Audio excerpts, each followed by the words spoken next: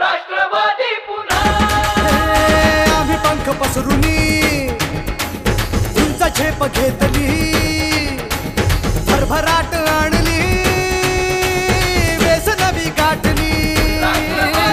शिक्षणास रुजवुनी उद्योगास फुलवुनी कष्टाने घामाने पाय वाट शिंपली आता ध्येय गाठायचं हाय थांबायचं नाही अर्ध्यात मतदार राजा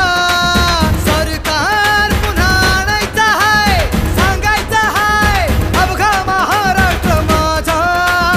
एक एक जण तनमन धन विसरून झुंजाया